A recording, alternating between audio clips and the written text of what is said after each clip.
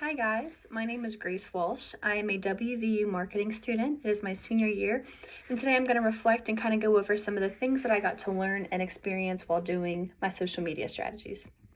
I went ahead and wrote some things down just so I was able to not lose track of what I was going to say, and I kind of want to just go over the project and the overview and my goals. So to start off, the project I focused on was pretty much building a strong personal brand and a kind of a community. I wanted to help other students that were in the same boat as me, whether it was working a bunch of jobs and going to school, having life things going on, whether it be working out or simply just doing different kind of physical things that make you tired and still having to go home and do all the homework for being a student. My main goals of postings were to engagement.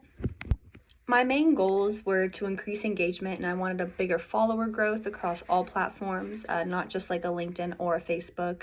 I wanted to provide valuable content by saying I wanted people to actually be able to relate to what it is I was posting and not it just be another simple picture or video on the internet. I encourage interactions and discussions through my posts, my polls, and community-driven data. So some of the platforms that I used during this experiment was Facebook, LinkedIn, Twitter, Instagram, YouTube, and my favorite, Pinterest. With Facebook, my posting strategy was motivational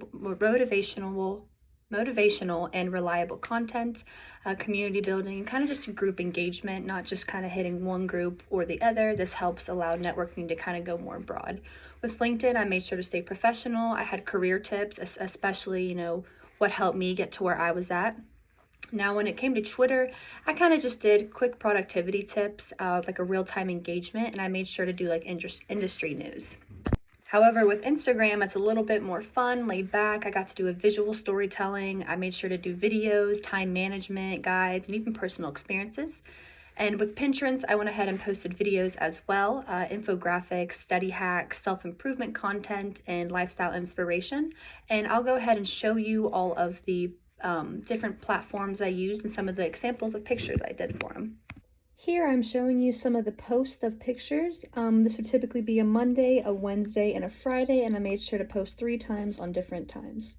Another example can be seen here I tried to switch it up and add a video, and I made sure to add a bunch of different ones, typically for time management as well as what it looks like in another person's life. And even on a second one, I went ahead and posted a third one of this type of mindset just to let people know what it is that is kind of going on in my mind and how I keep my motivation.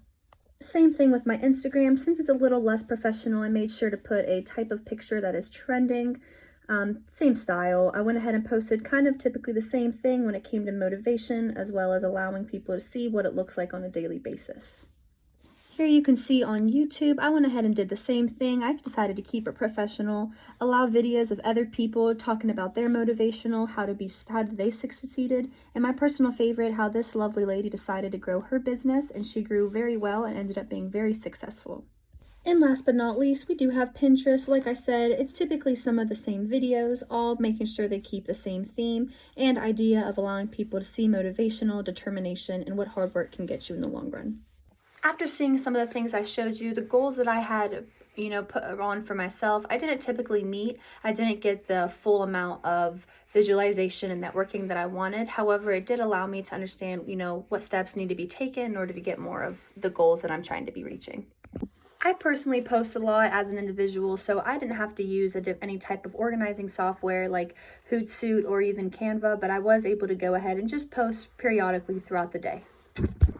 I went ahead and for the role models of different companies that I was inspired and influenced by was Nike. I went ahead and always used type of motivational ideas off of them. They had very good inspirational telling stories. I also would do HubSpot. They're like a value-driven market. That's the approach they take to their posts, and I saw that they were getting a bunch of likes and views on their posts. I went ahead and applied that to my own marketing strategies.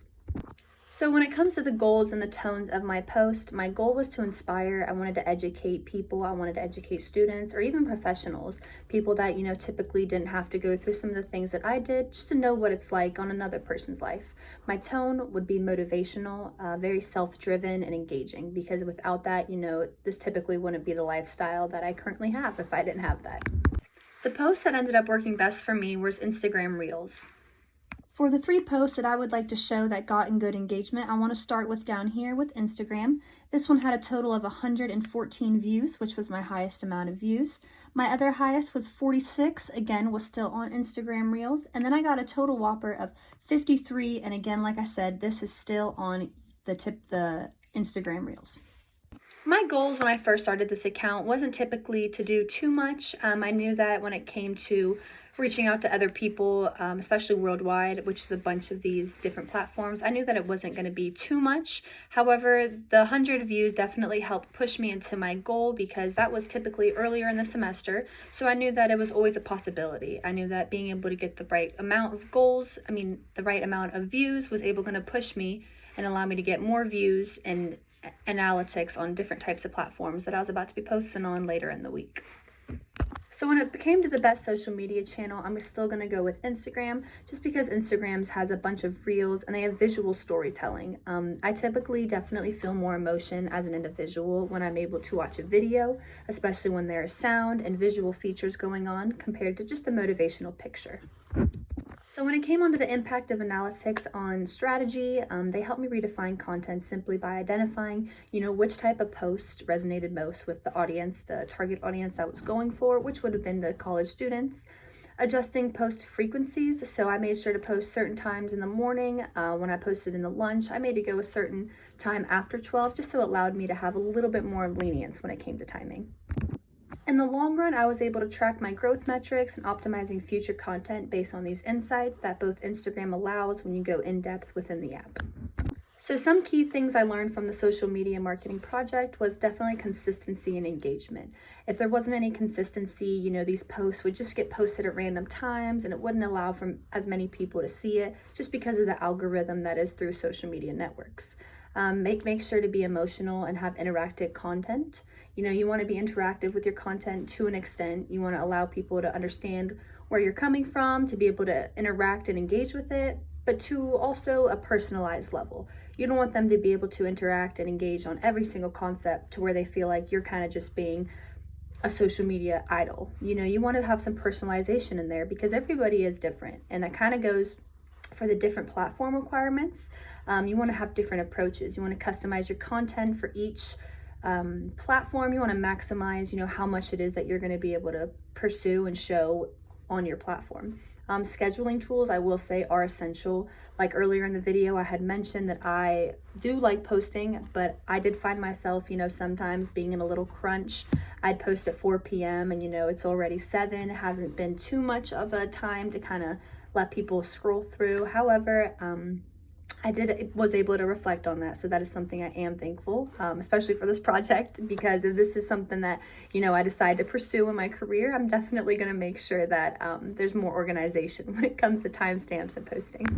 So in conclusion, I just had written down one last thing I want to mention is something I learned from online marketing was definitely hashtags. I didn't understand the importance of what could be implemented and seen just from a simple hashtag. So with being said, I will make sure to apply that into my future posts or even any type of analytics that I'm aiming for in the future. Thank you guys for watching.